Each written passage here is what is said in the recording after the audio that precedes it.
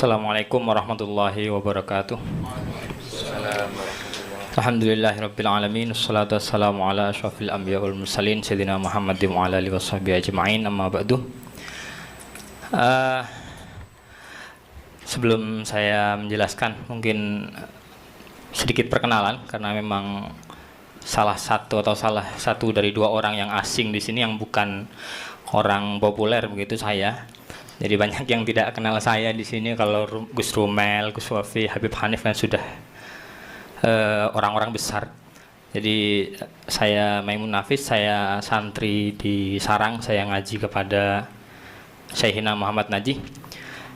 Dan apa yang akan saya bahas di sini melalui disiplin ilmu yang sudah saya dalami lama, yakni ilmu baca kitab dan ilmu basul masail yang biasa di pesantren-pesantren.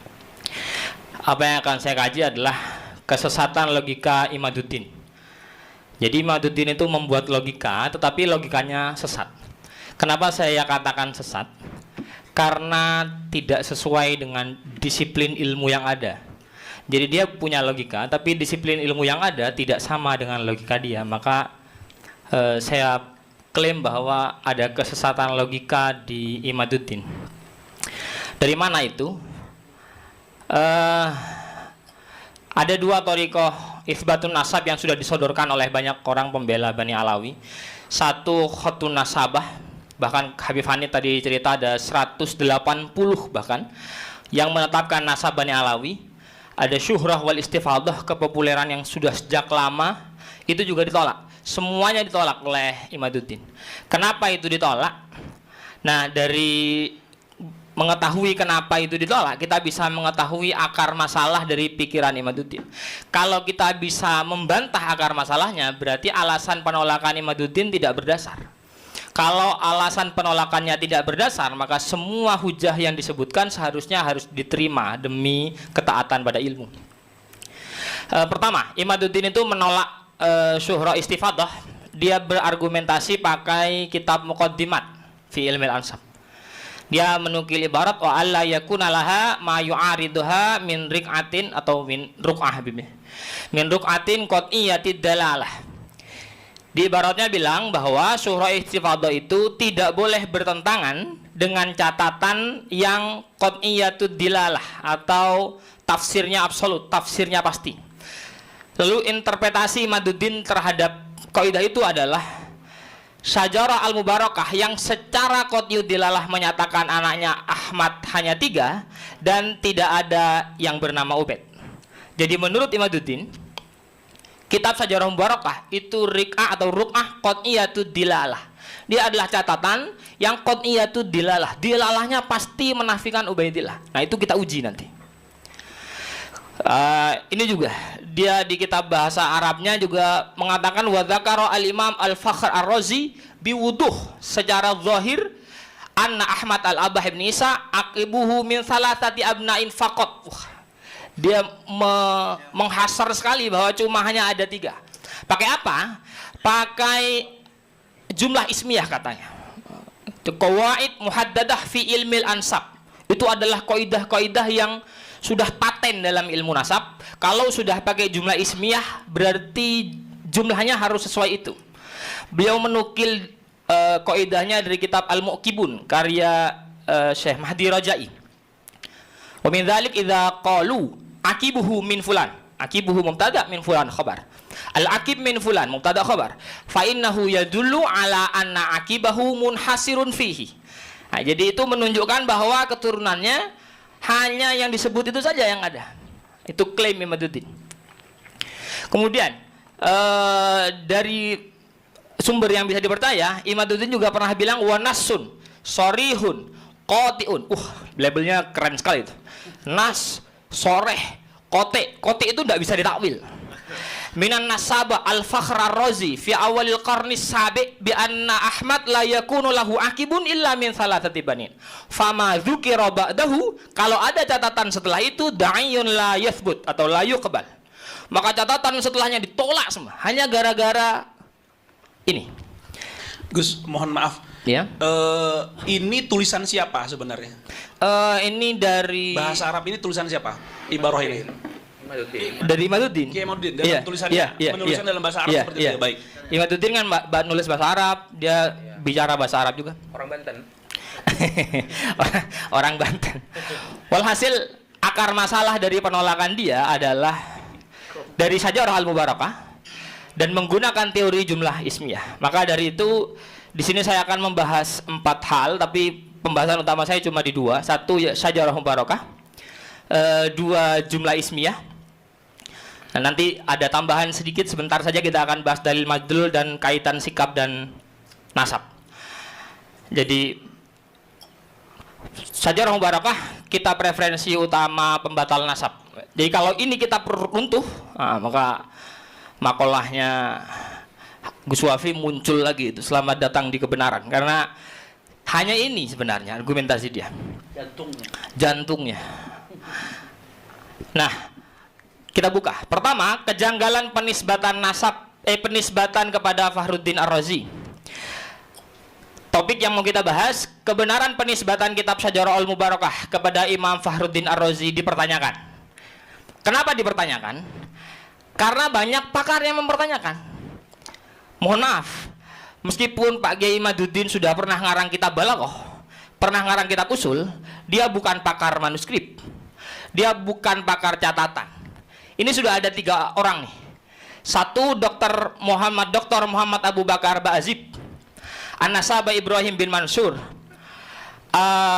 Beliau menyatakan bahwa Syajarah Al-Mubarakah penisbatannya terhadap Ar-Razi itu diragukan. Bahkan ada Dr. Muhammad Soleh Zarkan mengkategorikan kitab ini sebagai bagian dari Al-Kutub Al-Mashkuk Fiha. Ini kitab yang diragukan. Sudah ada 3 pakar yang menyatakan bahwa kitab ini diragukan. Kembali pada klaim qat'iyud dilalahnya, sebenarnya ini sudah selesai. Ini sudah tidak qat'iyud dilalah. Karena pakar sudah bilang maskuk. Dari mana sumber yang maskuk menjadi dasar qat'iyud dilalah? Itu kan jauh sekali. Bertentangan. Iya, hujahnya apa, natijahnya apa? Hujahnya maskuk, natijahnya qat'iyud dilalah, itu jauh sekali. Kejanggalan pada Syajarah Mubarakah saya bagi menjadi 3. Ketika diteliti, ini penelitian Gus Romel Abbas, Sayyid Mahdi Rajai mengemukakan bahwa manuskrip Syajarah Al-Mubarakah di perpustakaan Masjid Sultan Ahmed Thalith di Istanbul, nomor manuskripnya 2688, setelah diidentifikasi ternyata namanya adalah Bahrul Ansab, bukan Syajarah Al-Mubarakah. Kedua, ada keterlambatan penulisan. Salinan tertua kitab ini ditulis 200 tahun setelah wafatnya Ar-Razi. Jadi wafatnya Ar-Razi 606 Hijriah. Ini salinan 820 Hijriah. Jika Imaduddin konsisten pada akidah, saya tulis akidah biar lebih seru sedikit, pada akidah sezaman, maka ia seharusnya menolak kitab ini juga. Karena ini nggak ada catatan sezamannya juga. Yang nomor 3 adalah kredibilitas penulis manuskrip.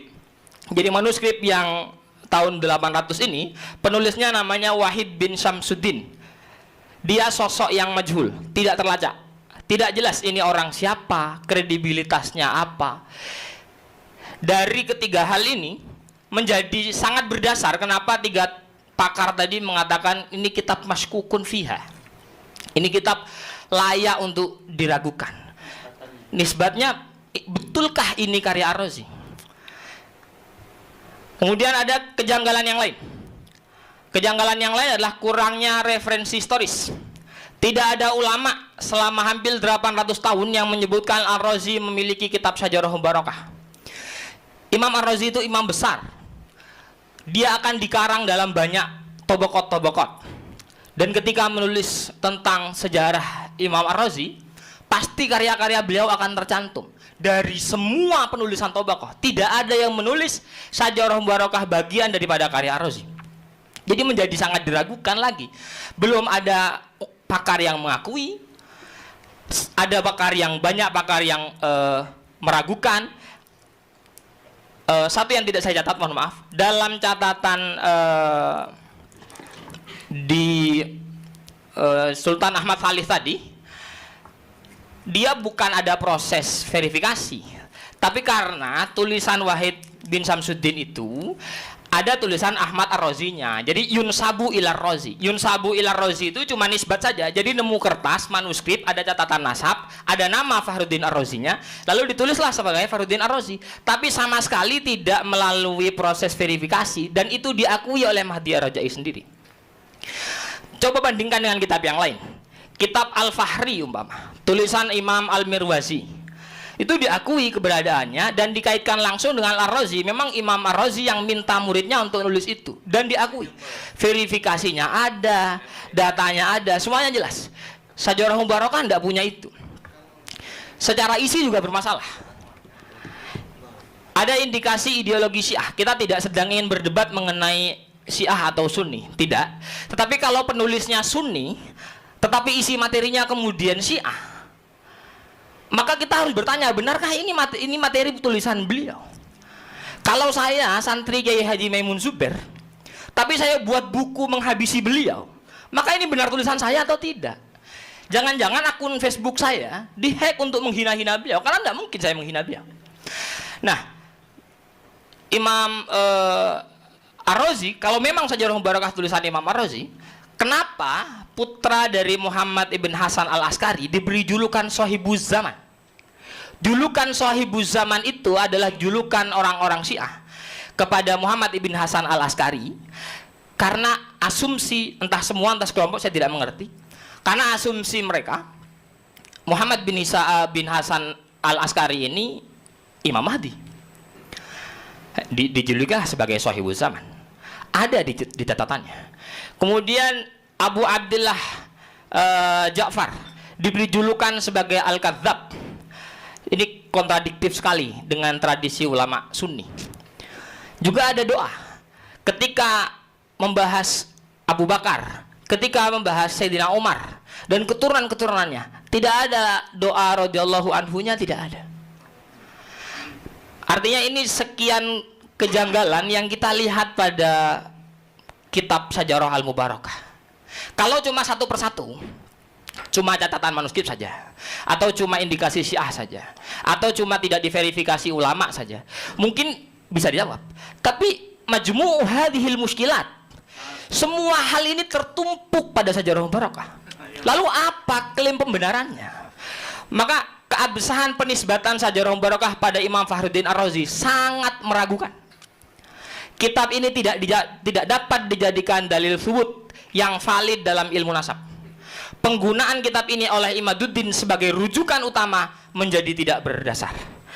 Qat'iyud dilalahnya jauh sekali, bubar bibir. Kemudian yang kedua, kita akan bahas jumlah ismiyah, menguji relevansinya dalam kasus pembatalan. Jumlah ismiyah kaidahnya ada tidak, relevan atau tidak. Kita cerita dulu tentang Imaduddinnya. Imaduddin mengklaim bahwa tidak disebutkan berarti itu dinafikan. Dari mana? Klaim itu didasarkan pada jumlah ismiyah yang ia salah tafsirkan seperti tadi. Dalam ilmu nasab, sebuah kitab menyebutkan jumlah putra dengan susunan jumlah ismiyah, ini berarti tidak ada putra lain selain yang disebutkan. Yadullu ala anna akibahu munhasirun fihi. Sudah saya baca di awal. Itu latar belakangnya. Mari kita bahas. Pertama, Imaduddin mengklaim bahwa ini kaidah sudah final. Ini kaidah qat'iyud dilalah. Ini kaidah sudah tidak bisa diotak-atik. Maka kita ajukan pertanyaan, apakah kaidah ini sudah final sehingga dapat diklaim sebagai qat'iyud dilalah? Kalau saya bisa buktikan ini tidak final, qat'iyud dilalahnya bubar. Kaidah ini jelas tidak final. Poin pertama, teori jumlah ismiyah adalah teori aglabiyah. Dia bukan teori kuliah, bersifat kebiasaan, tidak mengikat. Kenapa begitu? Karena semua kaidah berada di bawah satu kaidah. Kaidah induk daripada semua kaidah adalah likulli qaidatin istithna'un wa syudzutun. Jadi tidak pernah ada kaidah yang tidak ada mustasnayatnya. Saya guru pengajar qawaidul fikih di Sarang. Semua kaidah yang disusun dengan dalil yang baik, yang disusun dengan logika fikih yang baik, masih ada mustasnayatnya. Lah kaidah begini cuma jumlah ismiyah, bisa nggak ada mustasnayatnya, ini gimana? Tarik nafas dulu Gus, tarik nafas dulu. Tarik nafas dulu. Saya bocorkan sedikit. Saya lebih Madura dari Gus Wafi. Gus Wafi ini Madura swasta, saya Madura asli. Oke. Allahumma sholli ala Muhammad. Biar seru saja. Satu. Nomor 2. Kata ya dulu. Fa innahu ya dulu ala anna akibahu munhasir.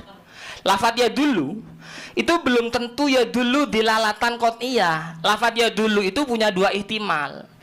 Maka saya bertanya lagi, kalau Imaduddin pernah ngarang syarah Waraqat, mungkin dia harus ngarang syarah Lubul Usul juga. Agar dia paham di dalam Lubul Usul itu ada dilalah mayadulu dilalatan qat'iyatan, ada dilalah mayadulu dilalatan dhanniyatan. Bahwa ya dulu itu tidak selamanya qat'iyah, bahwa ya dulu itu ada dilalah dhanniyah. Yang qat'iyah namanya nas, yang dhanniyah namanya zahir. Oh, siap. Jadi dilalah qat'iyah itu dilalah yang absolut. Dilalah yang tafsirnya tidak bisa diubah-ubah. Aqimus salat, wajib salat, itu tidak boleh diubah-ubah. La taqrabu zina, haram zina, itu sudah dilalah qat'iyah, tidak boleh dirubah-ubah. Nah, kalau dilalah dhanniyah itu masih multi tafsir. Aulamas tumun nisa, ini kemana nih tafsirnya nih? Apakah mutlaqul mubasyarah? Apakah jima? Apakah mubasyarah bisyahwat? Ini masih kemana-mana nih. Innamal a'malu binniyat, ini masih kemana-mana nih. Itu namanya dilalah dhanniyah. Nah, ya dulu ala annahu munhasir itu belum tentu dilalah qat'iyah. Nah, kemudian poin yang ketiga, penulisnya sendiri nih, yang entah siapa penulisnya, saya belum percaya juga bahwa penulisnya Ar-Razi, maka saya tulis penulis di sana. Penulis Syajarah Al-Barakah tidak menyaratkan ihatoh karena kitab ini mukhtasar. Lihat bahasa Arabnya, hadza mukhtasarun fi ilmil ansab. Apa yang kita harapkan dari mukhtasar? Qaidah ditulis dalam kitab mukhtasar, mau ihatoh bagaimana? Baca Fathul Qorib. Di Fathul Qorib kullu ma jaza bai'uhu jaza rahnuhu. Mustasnayatnya banyak sekali. Apa yang mau kita ambil dari mukhtasar? Bayangkan Imaduddin membangun qat'iyatu dilalah dari kitab yang tidak valid, yang sifatnya mukhtasar, pakai qaidah aghlabiyah.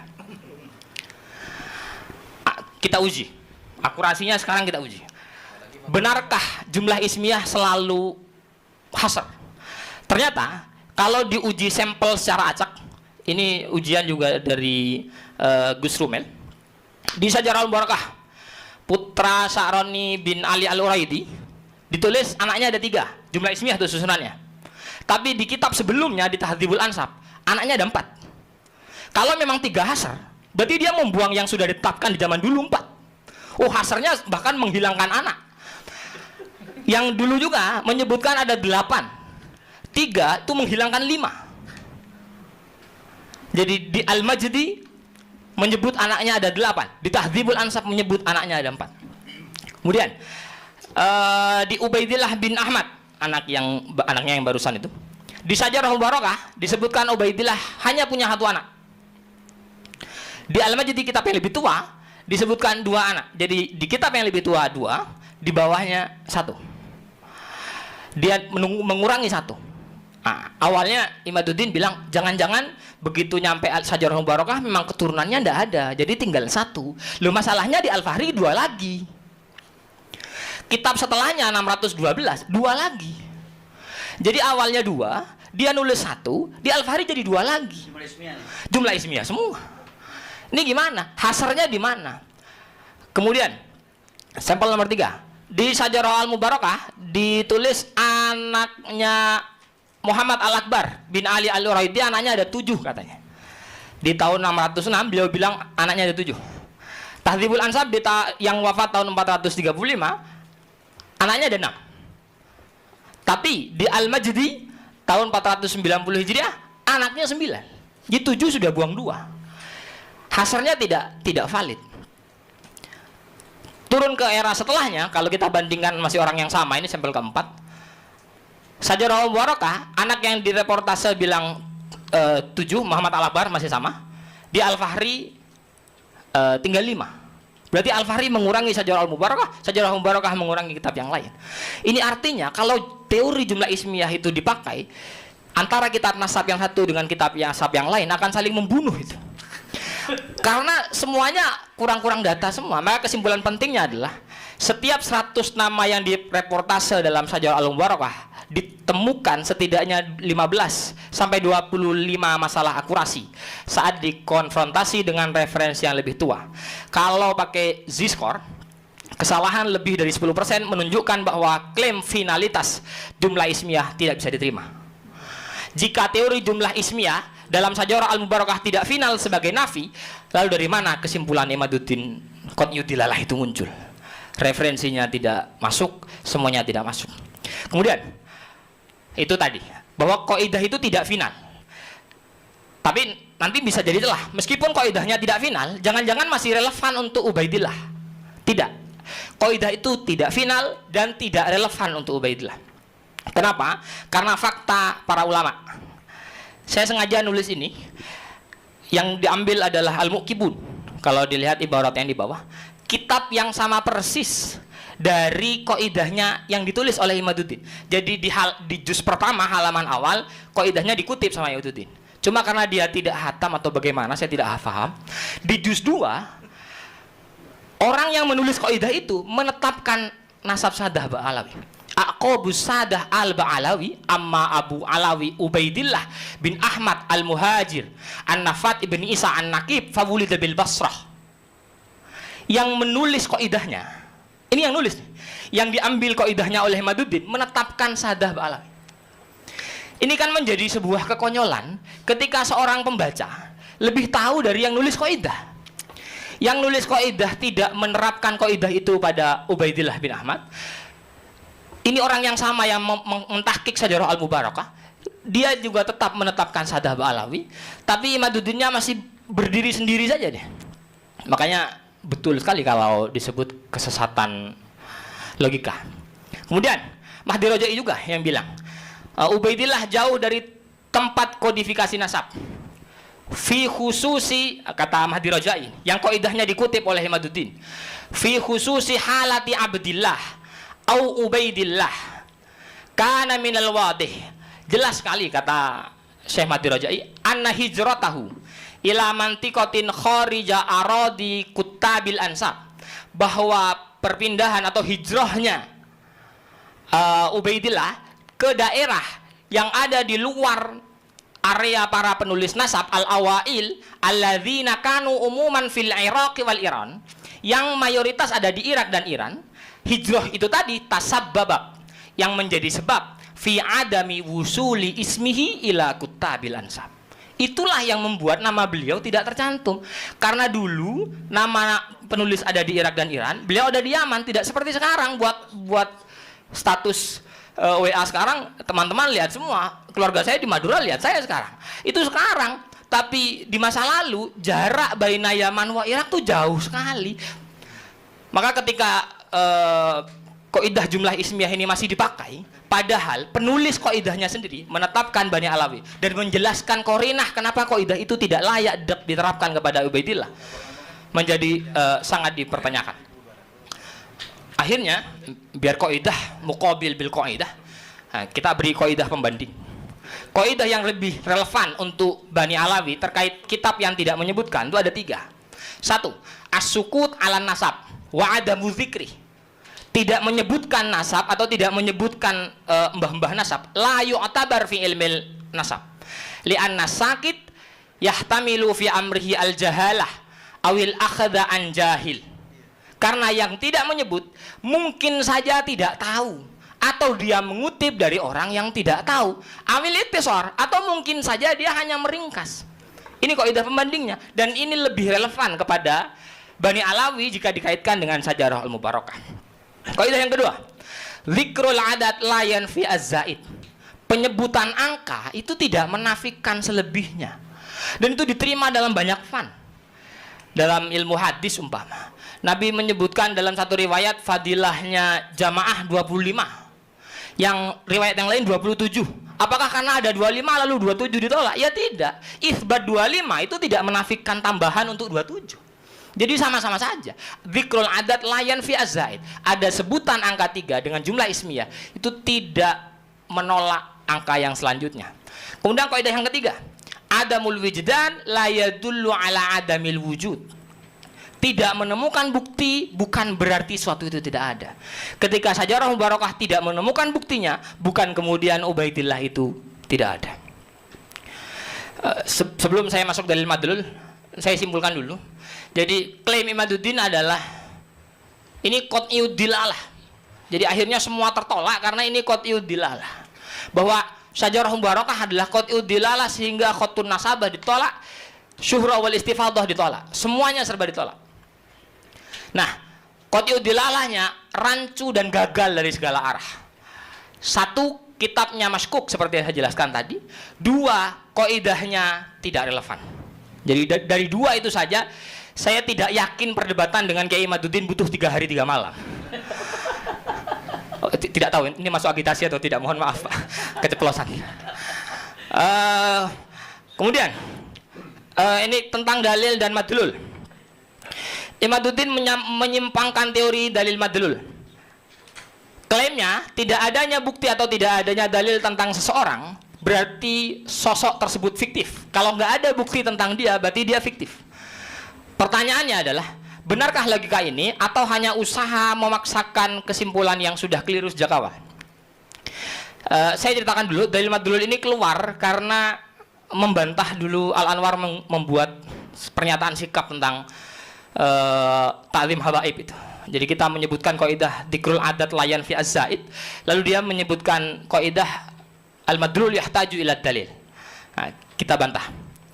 Bantahan terhadap Kiai Imaduddin. Sebenarnya ada banyak referensi, tapi karena memang pembagian waktu dengan teman-teman juga, akhirnya saya cukup menyebut salah satu saja dari sekian banyak referensi. Saya ambil punya Imam Ibnul Iraqi dalam Al-Ghaithul Hami fi Syarhil Jam'il Jawami. Ibaratnya mengatakan, wala yalzamu min intifa'i dalilihi intifa'uhu.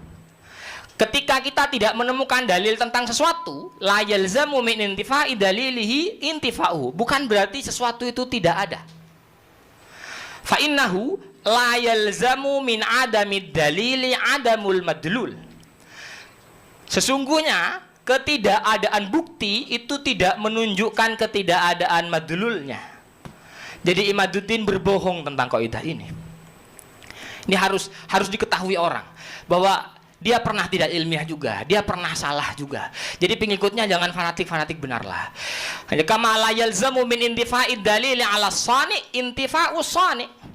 Kalau bukti tentang keberadaan Tuhan tidak ada, ya bukan kemudian Tuhannya tidak ada, bal intifa'ul ilmi bihi. Yang tidak ada itu kitanya yang tidak tahu.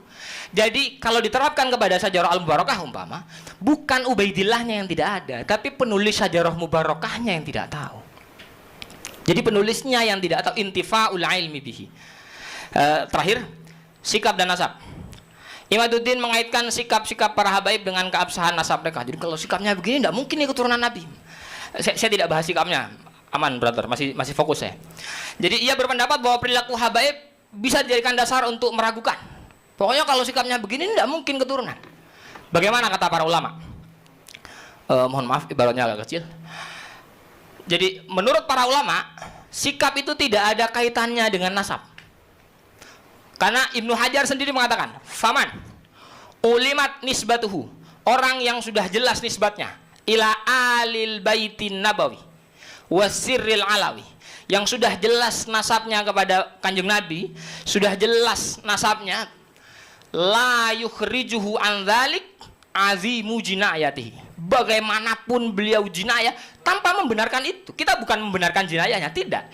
Tetapi bagaimanapun azimu jinayatihi la yukhrijuhu an dzalik. Itu tidak mengeluarkan Oh ya, mohon maaf. Biasa di Usul Masail tidak diterjemah. Jadi kalau orang, saya terjemah, kalau orang nasabnya sudah jelas kepada Kanjeng Nabi, man ulimat nisbatuhu ila nabi wasiril alawi, maka azimu jinayatihi, kriminalitas begitu kalau dalam bahasa fikihnya, mau dia kriminal sebesar apapun, tanpa kita membenarkan kriminalitasnya tentu saja. Ini bukan dalam hal mau membenarkan, tapi dengan bagaimanapun beliau salah, tetap salah, tetapi la yukhrijuhu an dzalik. Beliau tidak bisa dikeluarkan dari nisbat itu. Jadi nasab dan sikap itu tidak ada kaitannya. bagaimanapun buruknya sikap, ya tetap salah sikapnya, bukan kemudian dibenarkan, tidak ada. Tetapi itu la yukhrijuhu an dzalik. Itu tidak bisa mengeluarkan dia dari nasabnya itu. Wala adamu diyanatih. Dia tidak taat pada agama. Salah, tidak taat pada agamanya salah. Kita tidak membenarkan itu. Tapi la yukhrijuhu an dzalik. Disiplin dong. Secara ilmu itu tidak bisa dikeluarkan. Karena nasab itu urusan nyambung nasab lah, nyambung viras. Kita, bapak saya siapa? Saya punya ayah. Lalu karena kelakuan saya tidak sama dengan ayah saya, maka saya anak tiri dari ayah saya, kan konyol juga itu. Ya saya tetap anak ayah saya, cuma yang sikapnya bertolak belakang. Ayah saya orang soleh, saya fasik umpama. Ya sudah, berarti saya tetap anaknya, tapi sikapnya bertolak belakang dengan saya. Maka dua hal terakhir yang perlu diingat. Saya simpulkan lagi mengenai dalil madlul, itu sebuah kebohongan atau kesalahan Kiai Maduddin mengenai kaidah, karena dia pakai kaidah yang jelas bertentangan dengan para ulama. Kemudian mengaitkan sikap dengan perilaku itu juga ditentang oleh sikap dengan nasab, itu juga ditentang oleh banyak ulama. Syukran jazilah. Terima kasih. Mohon maaf. Assalamualaikum warahmatullahi wabarakatuh.